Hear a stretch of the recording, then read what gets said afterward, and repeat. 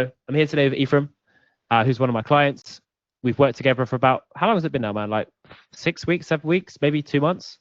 Yeah, it's been a couple of months now. Yeah, been a couple months. And we've had some really good results. You were just telling me about the wins you've got, the clients. Just mind sharing a bit about who you are, what you've been up to, what business model you run, and what was life like before meeting me? Not terrible, I hope. Sure. So, yeah, my name is Ephraim Austin. I run Dorsia Labs, which is a client acquisition business. And, you know, kind of what I've learned and what I've, Kai has been helping me out with. Essentially, I've added like 14K in MRR over the past couple months. I just recently had a client that I got him 3 clients in 3 weeks. Huge. Which is pretty amazing. But been super helpful, and yeah. 14K in how long was it? Like a couple months. Yeah, that's pretty good. So it's like every like month or two, adding 14K MRR is pretty good. Yeah, it's huge. So yeah, really happy with how it's been going. Awesome. What kind of, like, before you, like, what was the thing that made that happen for you? What did you implement? What did you test? What did you build? Like, what made that happen for you? So just built out a lot of the strategies that Kai had, kind of, building out the system, the scripts, the targeting, the building out traffic, all that good stuff. That has been the game changer. Didn't have anything to do with the low friction offer, did it? Possibly. That's that was the beginning, the low friction offer. Yeah. So and here we are, 14K MRR more later. So yeah. Do you feel like you've got more confidence in like the sales process as well? I feel like a lot of people when they're working along their business, they get so caught up in client success, delivery, managing a team, that sometimes the sales process gets maybe a second look after all those main things are done, which is actually the core part of their business. So did you feel like that improved for you, or did you implement like a strategy or process that helped you get more deals? Yeah, so I mean, you helped me implement a pretty good strategy in terms of sales. And when at the beginning it was a little bit rough, but now I love sales. I love getting on calls, and I'm not too bad at it when you look at my kind of. It would appear so. Yeah, my conversion rate lately has been really good, and so yeah, so I love the sales aspect of it. Are you still following the strategy map the triage strategy map onboarding process? Yeah. So strategy map, triage call, then strategy map, then onboarding works like a charm. It's how long does it typically take you to close them? Like, is it kind of immediate, or are you closing them on the call? Like, how is it working out for you? So usually the way it works is triage call, then I give them a proposal within 24 hours. Yeah. And then we have a follow-up call maybe the day after that. And then on the follow-up call, kind of onboarding call, it's either they close or they don't. And so we're talking like 3 to 4 days. You have a yes or a no. So a no is better than a maybe. Yeah, I mean, it does definitely siphon or like filter out the people that are not serious about the offer. You should be able to do that just from the triage alone. And then obviously the initial research before you get on the call with them in the first place. But ultimately at this stage, it's good to have as many calls as possible, because, say for example, you have 100 calls and you're closing like 20%, you close 20. It's not a bad look, right? It's not a bad look at all. It's all about volume at the beginning, for sure. 100%. And yeah, all good on that front. Awesome. Have you seen any like improvements in like life quality? I mean, probably in the beginning, not as much sleep as you anticipate, but do you feel like now things are kind of balancing out and you're able to spend more time with the kids? I know you live in a nice place, so have you had much more time for life stuff? Yeah, so it comes in waves. So there's times where like you have to work really hard just because you're scaling up. But I definitely there's a lot more times where I can hang with my kids. Like, we can go on trips, like, without having to worry. And like I just went back to the US for 2 weeks. Did you go to LA? Went to LA and to New Nice. York, the two most expensive cities on. Yeah.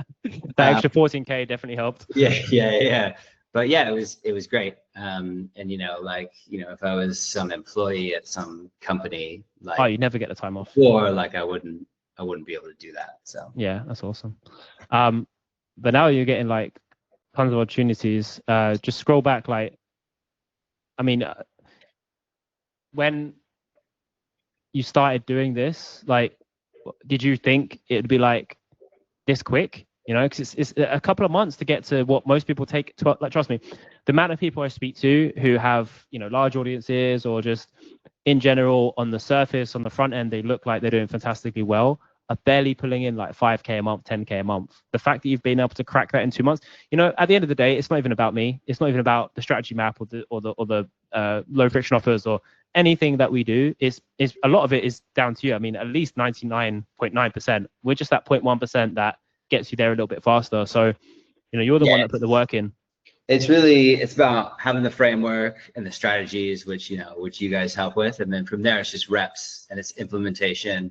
And it's just, just doing that over and over and over again. And yeah, I think the biggest thing in my mind that, working with someone who's done it before is they just help you avoid mistakes that would otherwise take you so long to figure out. Like you could spend so much time being like, I'm going to do this thing. And then it ends up like, oh, I shouldn't have done that thing. But when you're working with someone who's done it before, they're like, don't do that thing. Do you have it? Don't do that. What do you have any, like, you mind sharing like maybe one or two of those things that you've, like, mistakes that you would have probably locked in on something that you probably shouldn't have?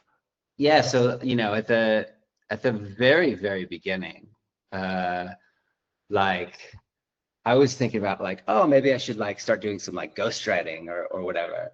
And you were just like, don't do that.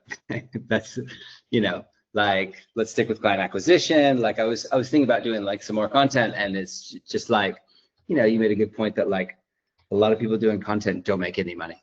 Like that's not where people make money. You make it through, making offers and putting those offers out into the market.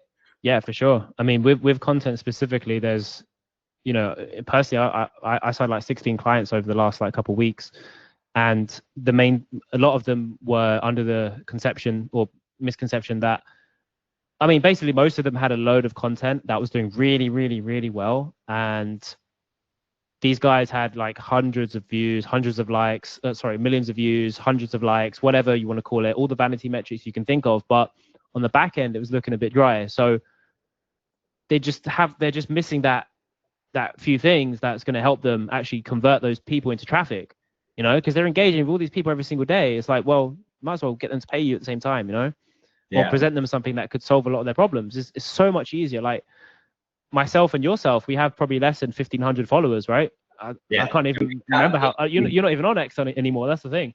I think I have like 1,200 followers or something, but that doesn't matter. That doesn't get you paid. No, you have I have 200 more than you only, and results speak for themselves. Like, people with 3 times, 10 times the size of our audience, or whatever you want to call it, aren't even pulling in the numbers that you're pulling in. So it just goes to show. But if you did have that engagement and stuff, and you really put the effort in on the content, and it all just went crazy, you have the ultimate skill set that's always going to be evergreen, which is converting a human being into a customer or a paying client, and that's my goal with everyone. Is like, okay, if you have traffic, great. If you don't have traffic, I'll teach you how to get traffic and put offers in front of traffic that will convert. That's pretty much it.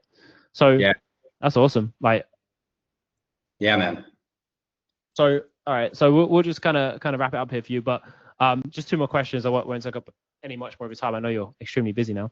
So when, like you said, just roll it back like a couple months before we got this big win, what really made you pull the trigger to start working with me in the beginning? I mean, the biggest thing is like proof of results. So you have like tons of proof of results that you post. Like it's very like tons of social proof. like that obviously builds a lot of trust. Like when you can see that you've done it with other people, like it's very obvious that like, okay, that can also work for me. So that was probably the biggest thing. And then also like, yeah, I think we had just kind of like been messaging back and forth on X for like quite a while.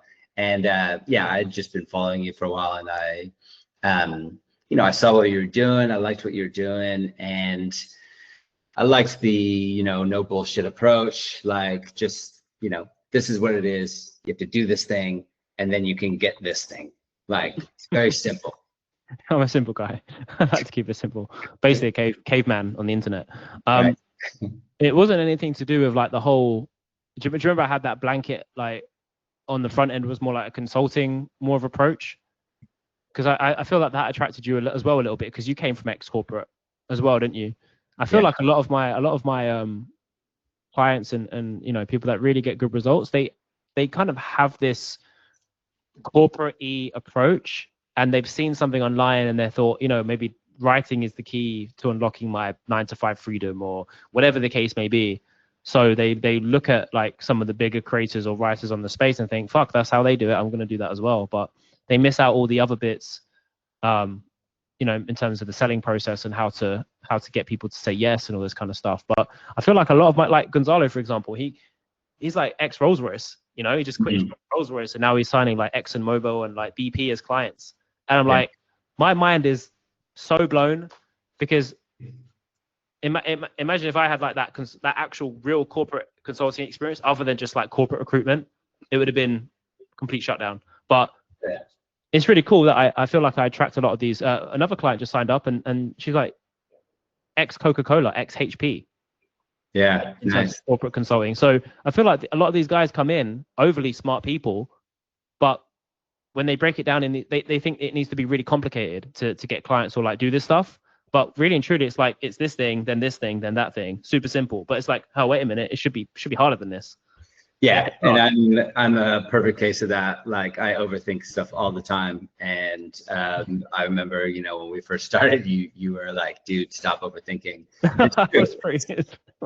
It's true. Like we always, and I think you're right. Like, people in the corporate world, because everything is so complicated in the corporate world, I think we're just like we're. It's not so much complicated. It's like clunky. Yeah, it's like clunky and slow and bureaucratic, and like we just think that like everything has to be like that, where it doesn't need to be. You can just put an offer on the market, someone say yes, then like you have a client. Run it up, then you got a client. Exactly. Yeah, exactly. And then you just do the next one, then the next one. I'm glad you feel that way. It's like a lot of corporate people would understand like where that kind of comes from. But yeah, just real quick before we wrap up, what would you say to someone in a similar position, maybe someone who's on the fence about this type of service, either done for you or consulting or coaching or whatever, before we started working together, and how likely would you be to recommend me?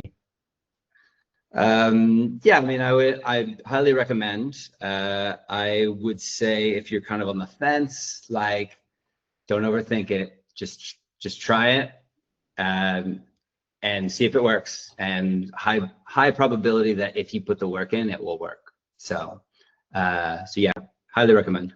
I appreciate that, dude. I feel like most of the people in the space, they forget that they actually have to do work for a little bit to get you can't just work like, I mean, you can work 3 to 4 days a week. You know, I both living proof, and we can just do whatever else we want with the time. But the first initial couple of weeks or months of really taking. Yeah, you got to hustle, dude. You got to have that in you. And I feel like you've just come in so far. Like, even just when we were just talking before the interview, and this isn't for the interview specifically, but I just wanted to touch on, like, there's a different air about you, a different quality that you've acquired in yourself. And I think that thing has spearheaded you to where you are right now. And we're going to see some bigger numbers from you very, very soon. So yeah, I'm really proud, actually. Appreciate it, man. Yeah, all good. We'll end it here, but it was great talking to you again, man. Thanks, Kai. Yeah, no problem.